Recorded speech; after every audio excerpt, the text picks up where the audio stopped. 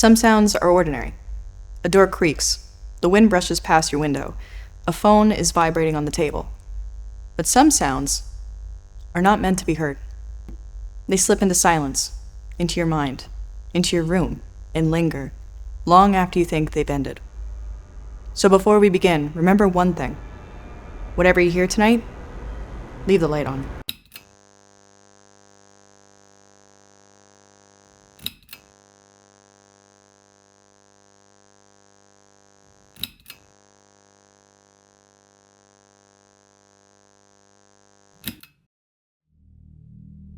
In the late 1970s, California was gripped by a predator.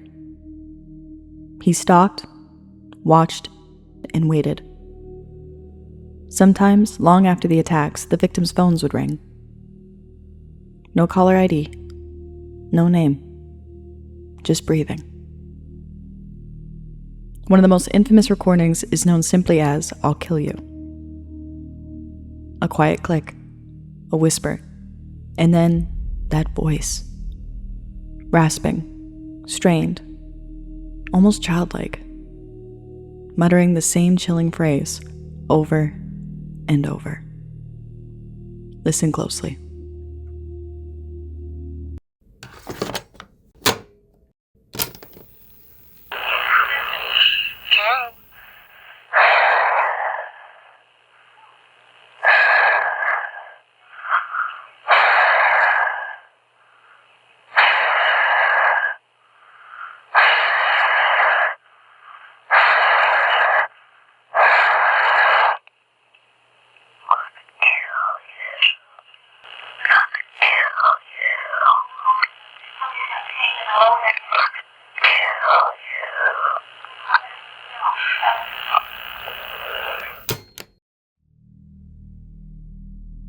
Investigators believe these calls were genuine.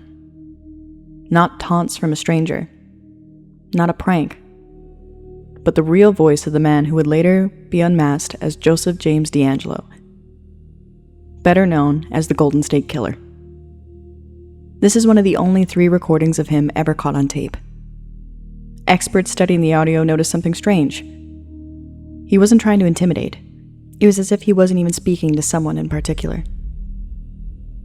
It sounded like repetition, a mantra, almost like he was talking to himself, preparing himself for the horrors he was about to commit. The first recording ends, but the fear isn't over. What haunts us isn't always on land. Sometimes it comes from a place we can't see, miles beneath the waves, where sound moves differently and the ocean holds secrets it will never reveal.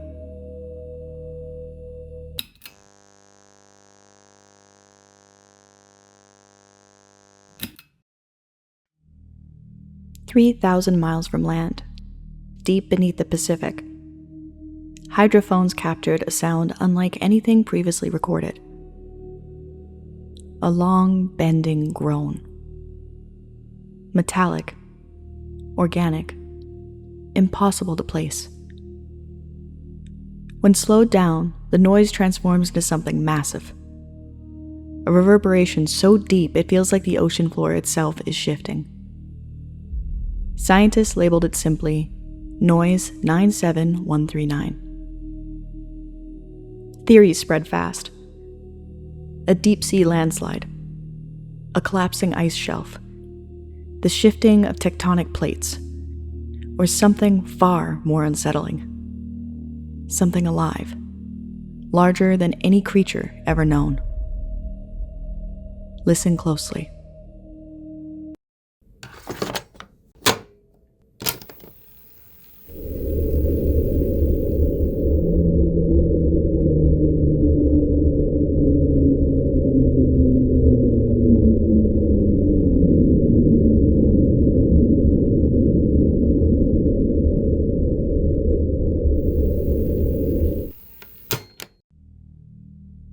NOAA eventually stated it was likely geological. But even they admitted the signature didn't match anything they had seen before. A sound with no clear origin. Captured once, never repeated. This sound serves as a reminder that the ocean holds secrets darker and far louder than we're ready to face. The deep groan fades, leaving only silence. But some sounds appear closer to home. A quiet neighborhood, empty streets, and yet something strange, metallic, unplaceable, begins to hum, reminding us that terror doesn't only live in the dark ocean. Sometimes, it's just down the street.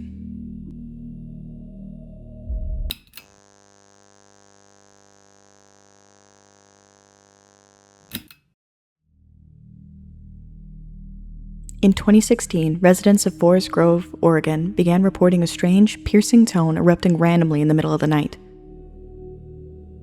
High-pitched, directional, coming in short bursts like an alarm from a machine that didn't exist.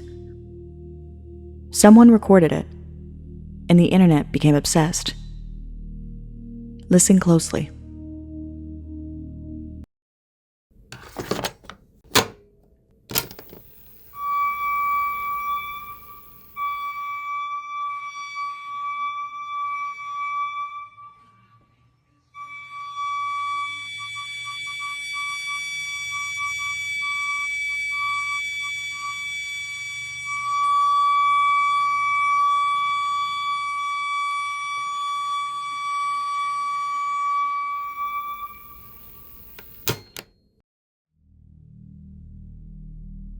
The theories piled up. A malfunctioning electrical relay. A secret military test. A warning system. Or something biological. But here's where it gets weird. City engineers investigated dozens of possible sources. Wiring, gas lines, transformers, power grids. Nothing matched the frequency. Nothing malfunctioned. Nothing explained why the sound would appear, then disappear for weeks at a time. And then, just as suddenly as it started, the sound stopped. Forever. Forest Grove still has no official answer, meaning that the mystery behind the tone and whatever caused it may never be solved. Not all unexplained sounds are natural. Some travel through invisible waves, carrying messages not meant for our ears. Signals from the unknown, from people who may or may not even exist.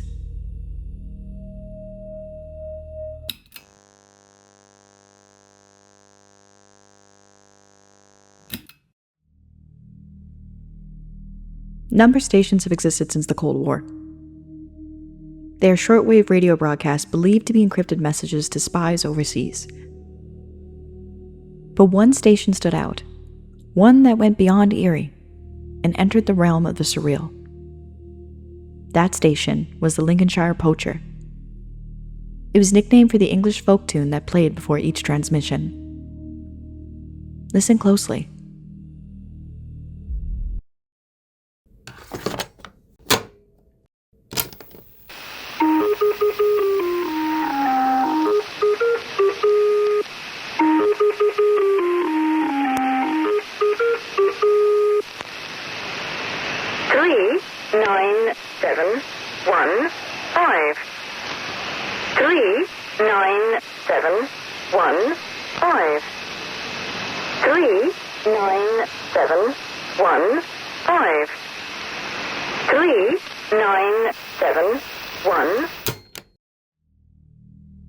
For decades, shortwave listeners tracked it. The signal was strong. So strong, it was almost certainly government-powered. Most suspected M16. But the strangeness wasn't that it existed. It was the tone. The unnatural synthetic quality of the voice. The way the melody always sounded slightly distorted, off-key, as though it was playing from a broken device. Then, one day in 2008, the station stopped transmitting. No warning, no last message, just silence. Like a spy who suddenly disappeared, leaving nothing behind but the recording. The coded numbers fade into silence, leaving a strange afterimage in your mind. But signals are not limited to Earth. Sometimes they drift from the edge of space, from places so isolated and hostile that hearing them should be impossible. And yet, here they are, captured, preserved, haunting.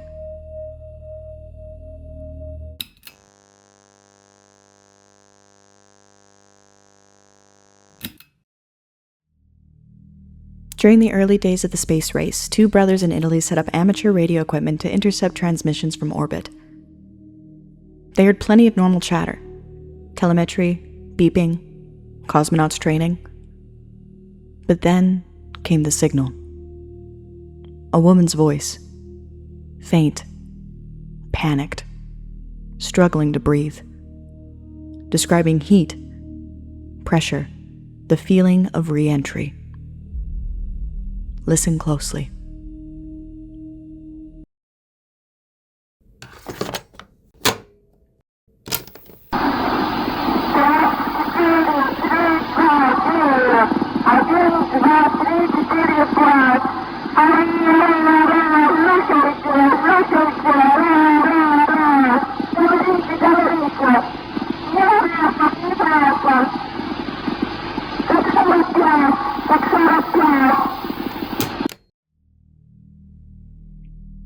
Many believe this was the voice of an early Soviet cosmonaut, one launched into space in a secret mission, never publicly acknowledged, burning up upon re-entry, while her final moments were captured through static.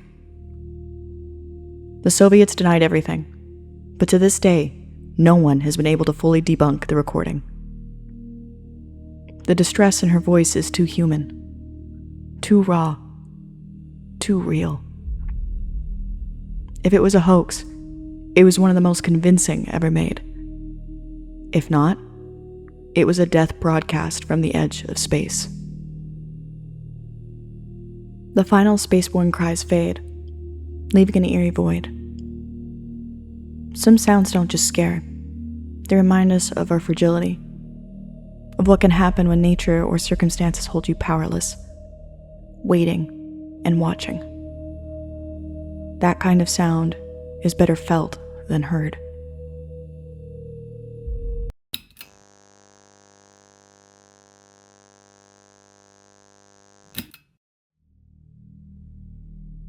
In 2003, Timothy Treadwell, better known as the Grizzly Man, inadvertently recorded his final moments on Earth. He was tragically killed in Alaska with his partner, eaten by a roaming grizzly bear. Only the audio survived. It was never publicly released, and for good reason. Those who have heard it describe it as one of the most horrifying recordings in existence, not just because of the attack, but because of Treadwell's final words and the desperate screams of his partner trying to save him. Experts say the recording should never be heard, not for secrecy, but because it captures something far darker. The raw, unfiltered terror of a human completely at nature's mercy. Some sounds aren't just disturbing. They remind us how fragile we really are. Can you turn it off? Surely you must never listen to this. I know, Werner. I'm never going to. Some sounds fade. Some stay with you. A voice you wish you hadn't heard. A signal you can't place. A message that shouldn't exist. They echo in your mind long after the recording ends. When the darkness falls quiet, and the air itself feels heavy, if you hear a tone, a static, a whisper, not meant for human ears, don't ignore it. It might be trying to tell you something. And remember, leave the light on.